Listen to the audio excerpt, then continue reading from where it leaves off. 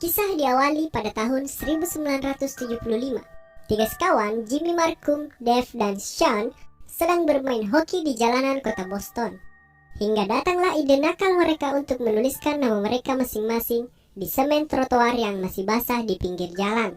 Hal ini pun dipergoki oleh seorang pria yang berpakaian layaknya polisi. Tentu saja mereka dimarahi habis-habisan. Tidak begitu saja, pria tersebut bersama partnernya membawa Dave ke dalam mobil dengan dalih untuk membawanya menemui orang tuanya. Hal yang tidak mereka sangka-sangka pun terjadi. Dave menghilang selama 4 hari dan setelah dilakukan pencarian dan investigasi, Dave ditemukan, namun tidak dalam keadaan yang menyenangkan.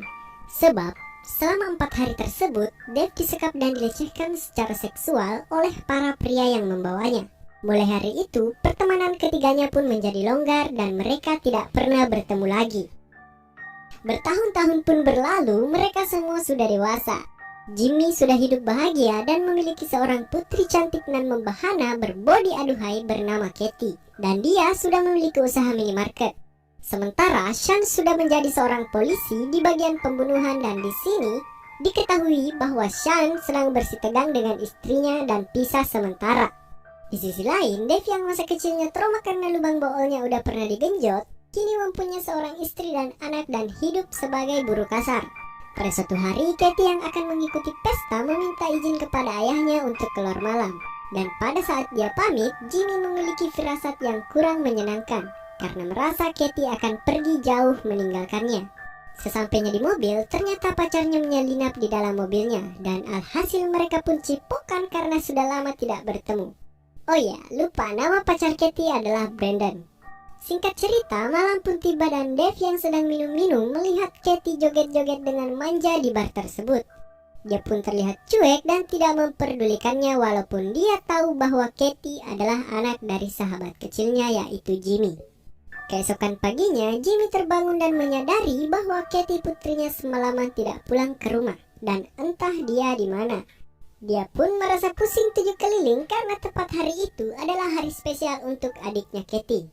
Dia pun sempat curiga bahwa Katie pergi bersama pacarnya. Tapi kecurigaan itu sirna tatkala ia melihat Brandon dan adiknya yang bisu yang bernama Ray Junior berbelanja di tokonya dan malah menanyakan keberadaan Katie.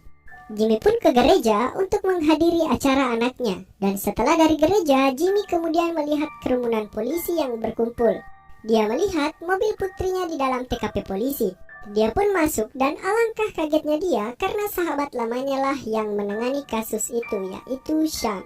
Jimmy pun menerobos TKP dan sangat terpukul ketika melihat Katie sudah tidak bernyawa karena menjadi korban pembunuhan. Sean dan White, rekan polisi dari Sean, bekerja keras untuk mengungkap kasus ini dan menangkap pelaku pembunuhan ini.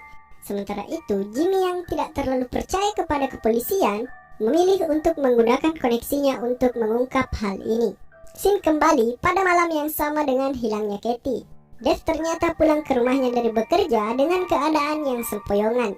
Ternyata malam itu Dave terluka parah di bagian perut. Dia pun dirawat oleh istrinya yang bernama Celeste. Dave menyatakan bahwa dia baru saja berkelahi dengan seorang perampok di jalanan.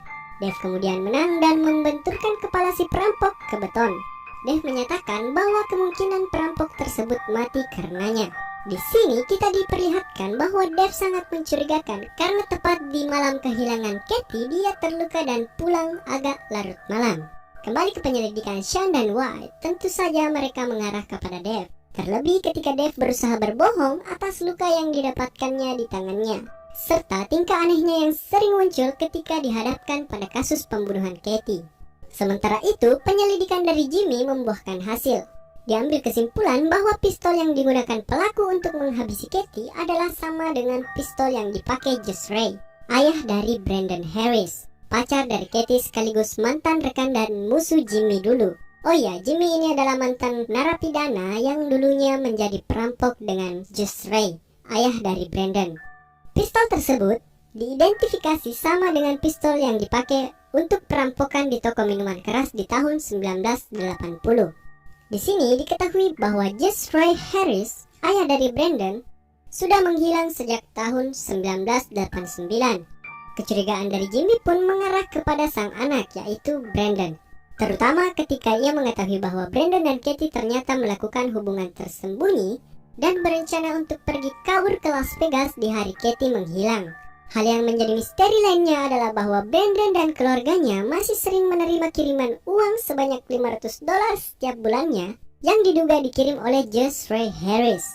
Di sisi lain, Celeste, istri dari Dave, ikut pula mencurigai suaminya sebagai pembunuh dari Katie. Untuk sekedar info, istri Dave merupakan adik sepupu dari istri Jimmy, jadi bisa dikatakan mereka cukup dekat.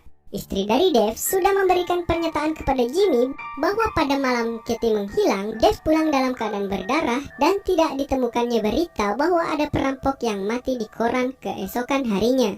Jimmy pun menyimpulkan bahwa Dave tidak lain adalah pembunuh Katie.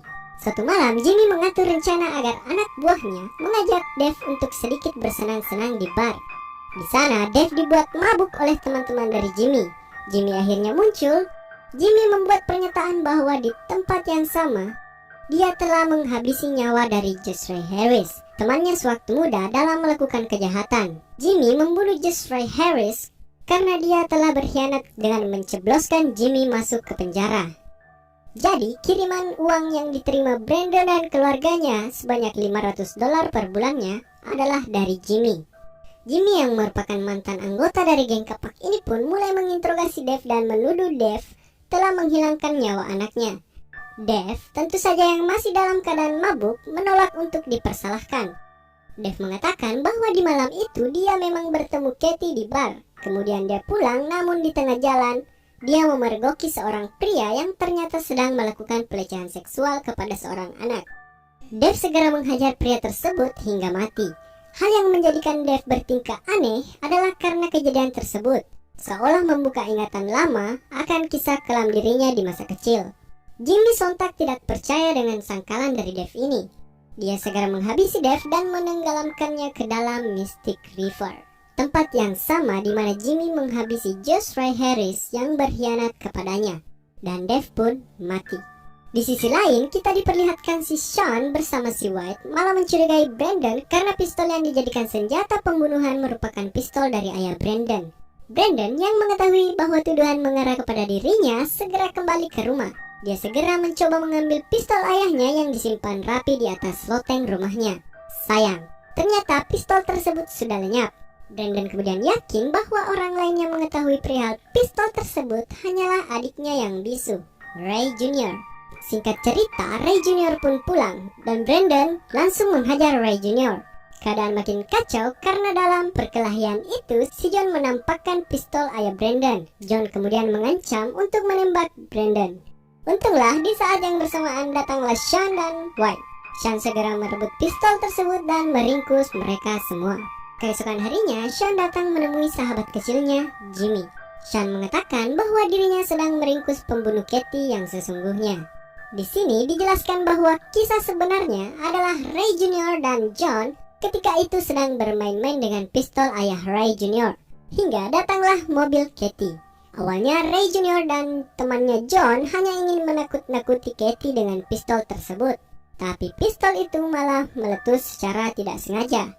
Katie segera berlari menyelamatkan diri ke dalam taman. Dengan dalih agar Katie tidak buka suara, Ray Jr. dan John mengejar Katie. Kemudian menghajarnya dengan stick hook dan menembaknya sekali lagi agar mati. Jimmy pun tercengang dan menerima hal tersebut dengan pasrah. Dia mengatakan bahwa Sean mungkin sedikit terlambat memberitahukan hal ini. Kemudian Sean menanyakan di mana Dave karena dia tidak terlihat lagi. Sean ingin menanyakan perihal pria yang melecehkan seorang anak kecil dan mati. Jimmy pun pura-pura tidak tahu. Tapi Sean langsung mengatakan apakah Jimmy juga ingin mengirimkan $500 juga kepada Celeste Boyle, istri dari Dave. Ini menandakan bahwa Sean sebenarnya mengetahui bahwa Jimmy adalah pembunuh dari Josh Ray Harris dan pembunuh dari Dave. Hal ini berujung pada kehidupan pribadi dari Sean sendiri. Dengan hal ini, dia dan istrinya dan sekarang anak perempuan mereka Nora kembali berkumpul bahagia. Sementara itu, Jimmy kembali bersama istrinya Annabeth. Kepadanya, dia mengaku bahwa dialah pelaku dari pembunuhan-pembunuhan yang terjadi pada Josh Ray Harris dan Dave. Annabeth menerima hal ini dan menganggap bahwa Jimmy adalah raja baginya. Dia menerima Jimmy apa adanya. Di akhir cerita, kita diperlihatkan Celeste, Jimmy, dan Sean sama-sama sedang menonton parade di jalanan kota itu. Ketika saat itu, Sean membuat gestur menembak kepada Jimmy, seolah menyatakan bahwa dirinya selalu mengawasi apa yang Jimmy lakukan. Dan film pun berakhir.